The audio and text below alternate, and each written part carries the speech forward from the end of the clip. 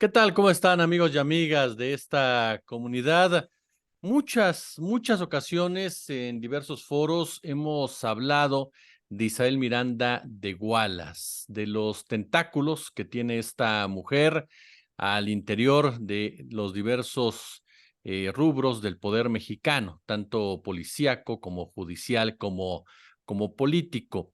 Durante los últimos meses, desde el Instituto de la Defensoría Pública, un grupo de abogados, de abogadas, comenzó a plantarle cara, sobre todo en torno a este caso de su hijo Hugo Alberto Wallace, dando cuenta de los errores, de las irregularidades, de las equivocaciones, de las incongruencias que lo han rodeado, pero sobre todo poniendo la cara por las víctimas, por personas que no tienen responsabilidad en este hecho y que lamentablemente la justicia mexicana las ha involucrado y las mantiene incluso en una prisión, en una cárcel, cambiándolas muchas veces de cárcel, como el caso nada más ni nada menos que de Brenda Quevedo, y que manifiestan precisamente el poder de Isabel Miranda de Wallace. Las víctimas que, insisto, ni siquiera tienen sentencia en este tipo de cuestiones. Vamos a hablar sobre este tema con una persona que de verdad me merece toda mi admiración, todo mi respeto por el trabajo precisamente que ha venido dando el abogado Salvador Leiva, a quien saludo, por supuesto, con mucho gusto. Salvador, ¿cómo estás? ¿Qué tal, Jesús? Buenas noches. Oye, pues un tema que sin duda alguna continúa presente y que tú has vuelto a poner sobre la mesa, el tema de Brenda Quevedo, de Juana Hilda González, de Jacobo Tagle, César Freire, los hermanos Albert y Tony Castillo, pero el tema particularmente de una jueza que entiendo tiene vínculos con Isabel Miranda de Wallace. ¿De quién estamos hablando, querido Salvador? Y sobre todo, cómo opera precisamente esta jueza para favorecer a esta presunta activista, o como diría Anabel Hernández, una impostora del activismo. Claro que sí, Jesús. Pues desgraciadamente durante estos ya casi 18 años que lleva el proceso desde la supuesta desaparición de Hugo Alberto Wallace Miranda o Hugo Alberto León Miranda, han habido muchas y muchos operadores, no solo de justicia, es decir, juezas, magistrados, sino también dentro de la Fiscalía, del Poder Ejecutivo, en las fiscalías locales, que han tenido una participación directa, irregular por lo menos, por no decirlo ilegal, a favor de Isabel Miranda. Y creo que por eso también en esta etapa o en este momento tan crucial del caso que se va a resolver el amparo directo relacionado con Juana Hilda y que va a ser el que detone la completa desfabricación del caso de estos 18 años, y eso también va a sacar a la luz todas las irregularidades que han cometido jueces, juezas y cualquier funcionario o funcionaria pública que se han visto involucradas, en el caso de que muchas de ellas siguen ostentando puestos de alto nivel en México. Esta última persona señalada es la jueza octavo de distrito en materia de amparo penal de la Ciudad de México, Luz María Ortega Tlapa, y es la jueza que desde los últimos años, durante los últimos años, ha resuelto todos y cada uno de los amparos relacionados con el caso. No solo de Brenda Quevedo, de Juana Hilda, cualquiera de los involucrados que haya interpuesto un amparo en los últimos años, ha caído o ha sido del conocimiento de esta jueza por un acuerdo del Consejo que permite que una persona juzgadora conozca del mismo asunto. Esto pues pensando en que ya tiene conocimiento previo y que se va a resolver más rápido.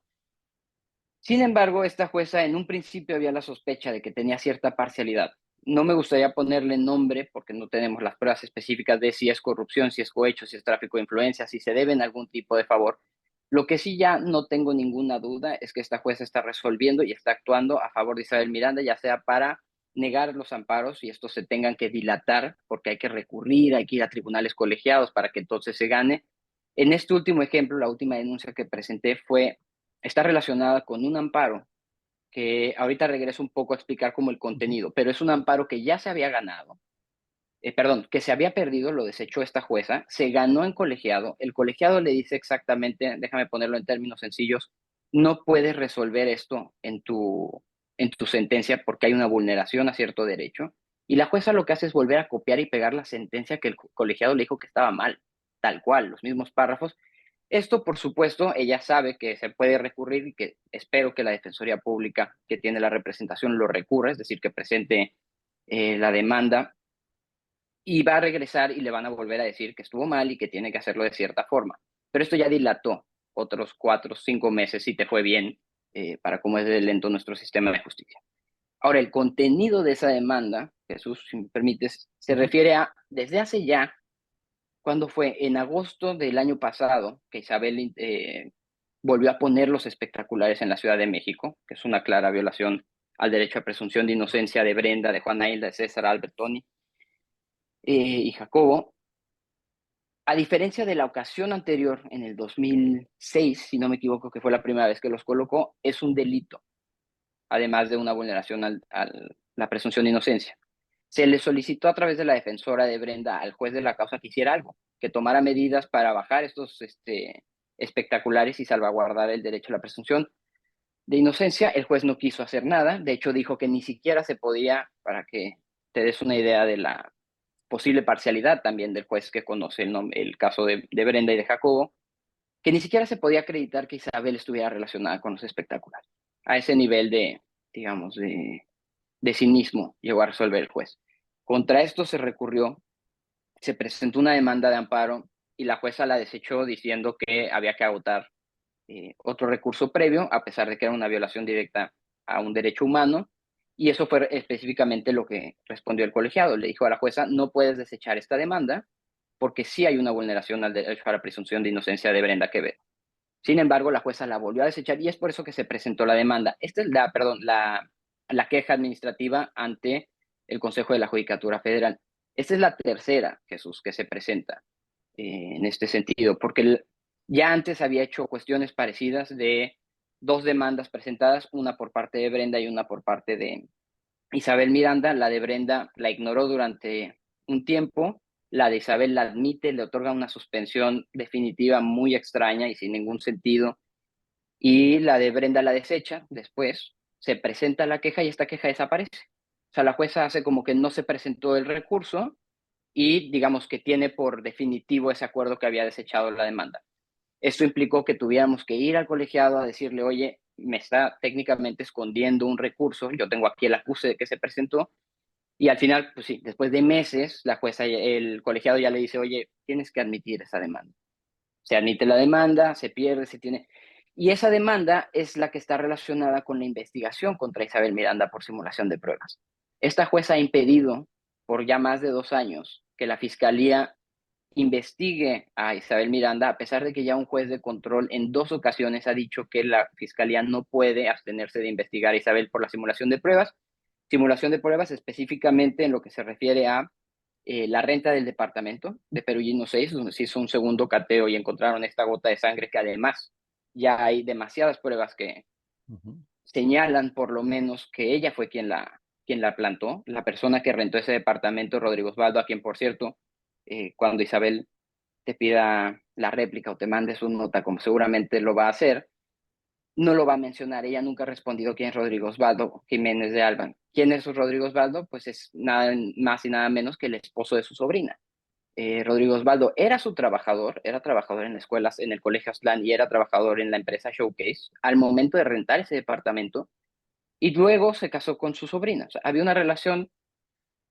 ¿Por qué o en qué, digamos, en qué mente tan torcida, Jesús, mandarías a un familiar tuyo a rentar el departamento donde se supone que secuestraron y descuartizaron a tu hijo? ¿Para qué? Y que casualmente después haya aparecido ahí una licencia de conducir y una gota de sangre. Esa es una parte de la simulación.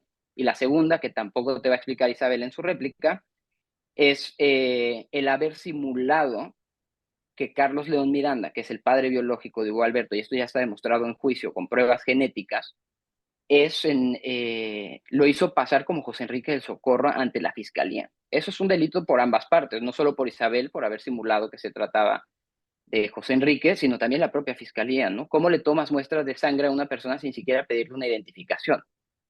Lo que comenta Carlos León y lo que dijo incluso Isabel en su momento es que Carlos León no podía firmar, de hecho fue con un cabestrillo.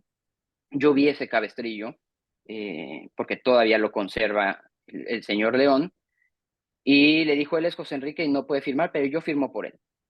Es decir, Isabel firmó la toma de muestra de sangre de Carlos León Miranda. ¿Para qué? Para que cuadrara con esa gota de sangre que habían plantado en el departamento. Y eso no se ha podido investigar desde hace más de 2 años, Jesús, precisamente porque esta jueza lo ha impedido, ha retrasado el proceso, todavía no significa que no se le vaya a investigar, pero lo tiene que resolver un tribunal colegiado sobre si, en efecto, la decisión del juez de control que ordenó a la fiscalía investigarla va a proseguir o si se va a revocar esa decisión.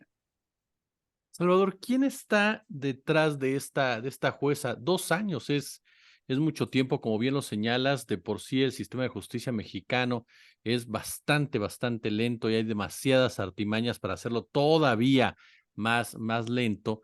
Pero ¿quién está detrás de esta jueza? Me queda claro que hay una relación con Isabel Miranda de Wallace, pero ¿quién puede en un momento dado permitir que esta jueza actúe como lo hace?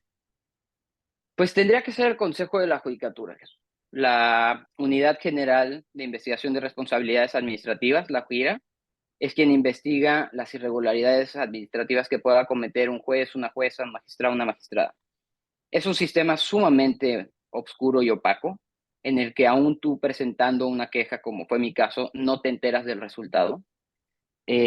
Yo sabía que por lo menos de las primeras 2 quejas que se presentaron, sí se abrió, sí se inició una investigación, que eso ya es un avance grande en estos procesos, porque por lo general se desechan de plano. Esto fue cuando estaba todavía el ministro Saldívar. Pero volvemos a esta red de, llamémosle influencias, no quisiera usar la palabra corrupción, pero sí por lo menos de influencias y favores que existen, ¿no? Ya demostramos que su cuñado, y que también es el denunciante en la investigación de la Ciudad de México, que por cierto sigue moviéndose, una investigación en la Fiscalía de Ernestina Godoy, hoy en día, por la supuesta desaparición de Hugo Alberto. ¿Por qué? Esto está en el Fuero Federal desde hace muchísimos años, desde el 2005. Esto ya tiene incluso una sentencia, no firme, pero hubo una sentencia en contra de Juana Hilda, de Jacobo, perdón, de César, de Albert y de Tony.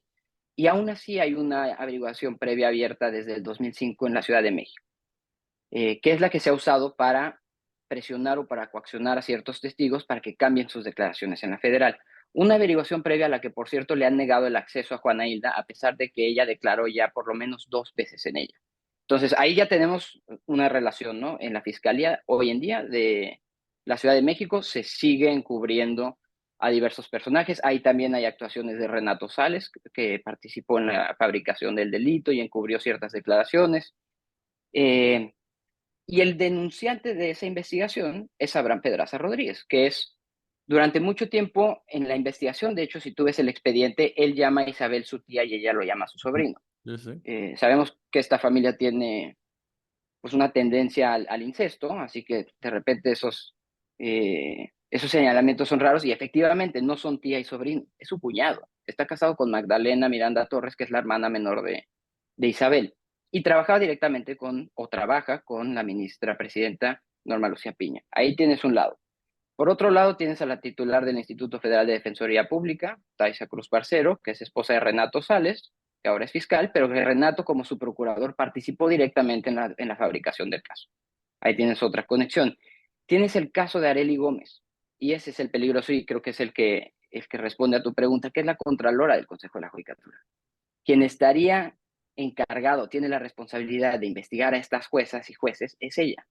Sin embargo, ella pues, checa su Twitter y felicitaba a Isabel públicamente, tiene una relación de cuando era procuradora. Y la respuesta que ha tenido Isabel a cuando sacamos esta información de la jueza Luz María nos confirma que efectivamente hay algo. Por ejemplo, Isabel dijo que a esta jueza ya la habían intentado cambiar de puesto, que iban a cambiar de adscripción. Yo no sabía eso. Nadie de los familiares sabía eso. ¿Por qué lo sabe Isabel? Porque tiene alguien dentro del Consejo de la Judicatura que le está informando. Cuando el caso se iba a traer, el caso de Juana Hilda, Isabel ya había avisado desde meses antes que el caso lo iba a traer el ministro Gutiérrez. ¿Por qué sabía eso? Nadie más sabía, no era información pública y no fue hasta sino semanas después, fue semanas, no meses, perdón, semanas después que se hizo público que él iba a conocer ese caso. Pero Isabel ya lo había anunciado mucho antes, porque además tiene esta premura de sacar la información siempre que tiene algo o sabe algo por alguien interno. Cuando iban a correr al personal de la Defensoría Pública, cuando entró la nueva titular, Isabel ya lo había publicado desde antes y eso Sí. no se sabía. Entonces, sí, Isabel sigue teniendo influencia directa en el Poder Judicial y por eso me parece sumamente importante que hoy, sobre todo en lo que se resuelve, y primero el amparo de Juan Aida en la Suprema Corte, pero luego todo lo que va a desencadenar, necesitamos tener la mira muy bien puesta en todas y todos los jueces que participan en, en el proceso, no solo en la causa, digamos, el juez que tiene el juicio, sino en todos los amparos y los colegiados. Déjame te cuento otros dos ejemplos rápidos. Cuando se iba a resolver el cambio de incidente, perdón, la revisión de la medida cautelar de Brenda, había un juez. Ese juez lo cambian antes de la audiencia, antes de la sesión, cambia el juez, entra un secretario en funciones que en teoría, por lo menos en papel, no conoce el caso porque se acaba de nombrar. Él celebra la audiencia, niega el cambio de medida cautelar de Brenda y el lunes siguiente nombran un nuevo juez. Esos movimientos son muy extraños, Jesús. O sea, ¿por qué? El caso de la magistrada Isabel Cristina Porras. Ella fue te estoy hablando de hace 18 años, quien otorgó el primer cateo sin ninguna prueba.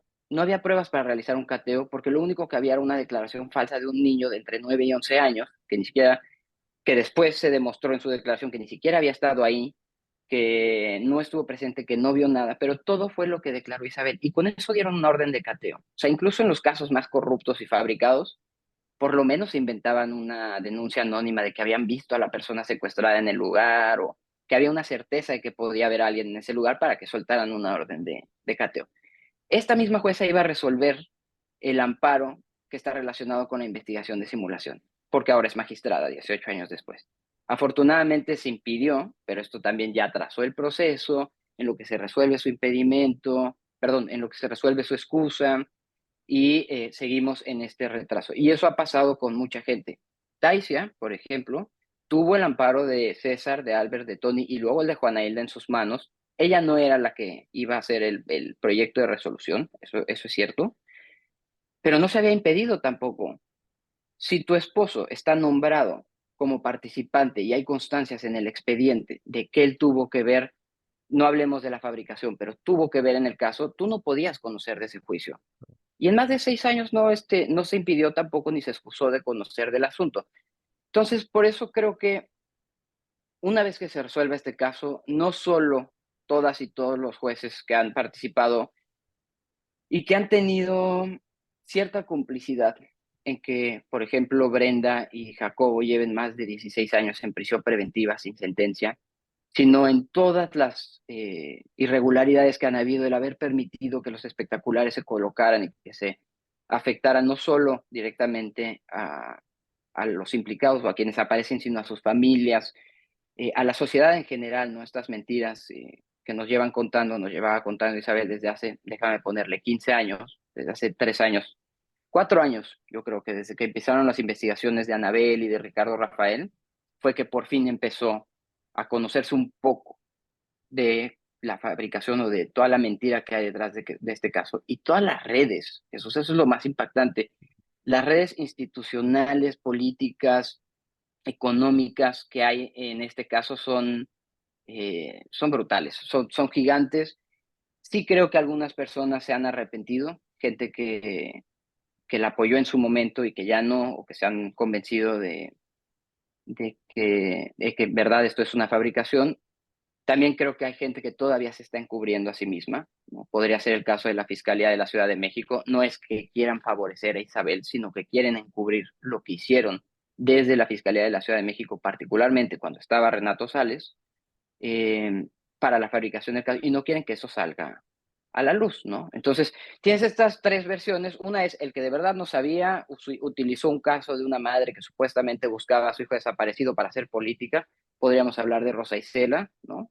Todo lo que ella la apoyó en su momento, de Mancera, etcétera, que quizá ahorita ya no crean lo que dijeron en ese momento. O sea, ahí tienes un grupo. Tienes otro grupo que se está encubriendo a sí mismo, como toda la Fiscalía General de la República, la Fiscalía de la Ciudad de México, jueces y juezas, y tienes ciertos actores que probablemente sí están beneficiando e incluso se podrían estar beneficiando a la inversa de apoyar a Isabel Miranda, como podría ser la ministra Piña, Taisia Cruz Parcero, eh, esta jueza Luz María Ortega Tlapa, y hay más. Y esos son solo los que hemos podido medio identificar.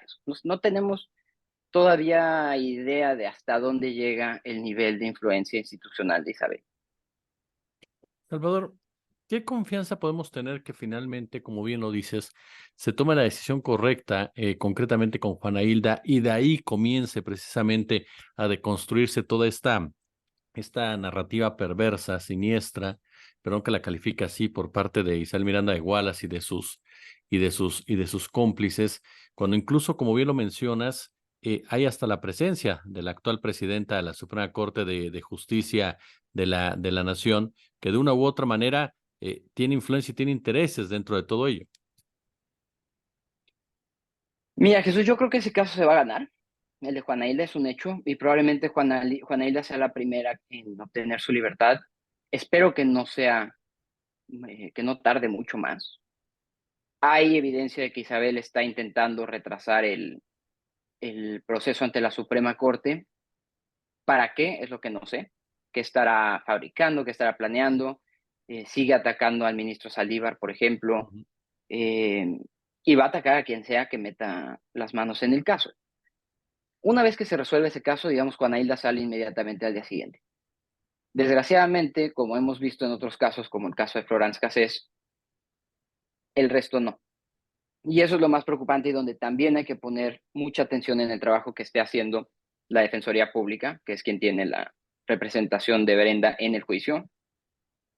Porque una vez que se resuelva el caso de Juana Hilda y se detone todos estos procesos que se tienen que detonar directamente, digamos, en efecto cascada, lo más importante es, o la que seguiría en libertad es Brenda, ¿no? Porque incluso Jacobo, si se le absuelve en este proceso, tiene que enfrentar todavía el otro proceso que también es una fabricación, que fue el que se usó, déjame llamarle así, como espejo, como funciona en muchos de los casos de delincuencia organizada de las épocas de Genaro García Luna y Cárdenas Palomino, donde tenías un proceso principal que usualmente se llevaba en la Ciudad de México, pero para poder acreditar la delincuencia organizada tenías que fabricar otras causas penales que sabías que eventualmente se iban a caer, pero eran las que acreditaban que era una práctica habitual, digamos, lo que hacían para poder acreditar la delincuencia organizada. Pasó con los hombres, pero no pasó con Juana Hilda y con Brenda.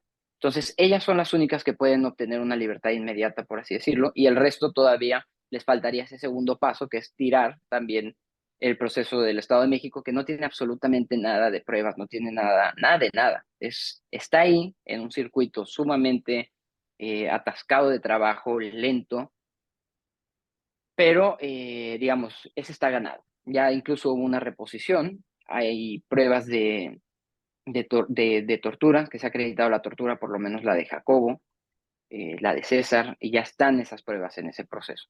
Sin embargo, eso va a tomar tiempo, Jesús. La cosa es cuánto tiempo, ¿no? Porque así como podría o debería ser menos de un año, calculo yo, después de que se resuelva el caso de Juana Hilda, se podrían tomar 10 años porque así lo permite el sistema de justicia penal, particularmente el sistema mixto. Todavía hay dictámenes, Jesús, que se elaboraron hace 10, 12 años que no se han ratificado. O sea, ese nivel de poca diligencia han tenido las juezas y los jueces que han estado a cargo del caso. Entonces, imagínate tener que buscar al funcionario que trabajaba en la fiscalía hace 15 años para que venga a ratificar un dictamen que además puede no ser relevante para el caso.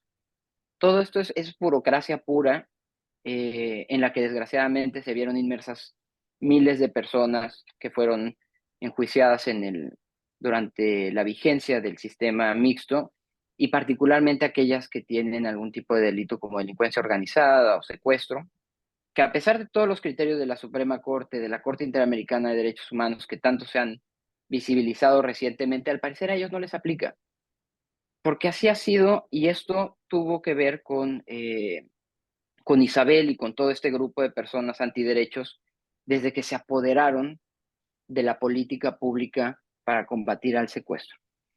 Tienes todas las personas que han cometido supuestamente algún delito o que están siendo procesadas y luego tienes un cuarto grupo que son los de hasta abajo que son quienes están por secuestro. Para ellos nada, ningún tipo de derecho, ningún tipo de debido proceso, ningún tipo de garantía, no tienen derecho a ser trasladados a un penal cerca de sus familias, no tienen derecho a que se les cambie la medida cautelar, no tienen derecho a nada. Y esto lo logró este grupo a partir de 2005, 2006, por ahí. Y no se ha cambiado a pesar de que han habido todos estos criterios. O sea, cuando se pide la revisión de la medida cautelar y ha pasado con Brenda, ha pasado con Jacob, ha pasado con Israel Vallarta, Mario, Dicen, sí, el criterio está muy bonito, sí le corresponde, pero a ella no, porque ella está por secuestro.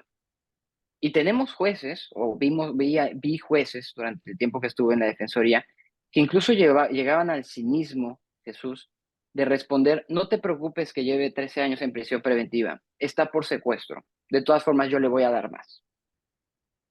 Eso escrito en papel, por jueces y juezas que hoy en día siguen decidiendo sobre las vidas de las personas. Si el Poder Judicial no se toma en serio el papel de evaluar el trabajo de estas juezas y jueces, esto va a seguir ocurriendo de aquí a 30 años, porque estos casos todavía van para largos. Hace apenas un par de, no sé si ya tiene un par de años o fueron un año y poco más, el Mocha Orejas le repusieron el procedimiento. ¿De cuándo son hechos esos hechos? ¿Cuánto más va a durar este proceso? Y tristemente la mayoría de estas personas que llevan 15, 16, 18 años en prisión preventiva tienen dos salidas realmente. O se mueren en prisión, que es común, o tienen por cumplida la pena antes de que se les dicte sentencia. Es decir, ya llevan tanto tiempo en la cárcel en procesos de segunda, tercera, cuarta reposición de proceso, ya llevan 25 años en juicio sin que la sentencia esté firme, pues ya cumplieron la pena y ya pueden salir, pero no salen inocentes y entonces tampoco hay una reparación ni un reconocimiento de, oye, te tuve en la cárcel 25 años, te arruiné la vida, eh, te debo algo, ¿no? Te debo una reparación, te debo mínimo una disculpa, no existe eso. Entonces, también creo que el hecho de que una persona lleve ya tanto tiempo en prisión preventiva es un incentivo para las juezas y los jueces de condenar. Y lo que hacen en la práctica es, si tienes 3, 4 delitos, ya llevas 15 años en prisión preventiva, te quito los más graves y luego te condeno exactamente por un día más de lo que llevas en prisión preventiva, para que puedas salir al día siguiente. Eso no es justo. Entonces, esa es la situación. Sí, me podría seguir muchísimo más, Jesús, pero ese creo que es el panorama general. Miguel Salvador Leiva, yo de verdad te quiero agradecer estos minutos para nuestra comunidad. Estamos sumamente pendientes, por supuesto, de este caso, de cómo se viene desarrollando, todo lo que tiene que ver precisamente con Brenda, con Juana Hilda y con todos ellos en el marco de una historia que tristemente se ha ido postergando de más, como bien lo señalas por todos estos tentáculos. Yo por lo pronto te agradezco mucho estos minutos. Gracias a ti, Jesús.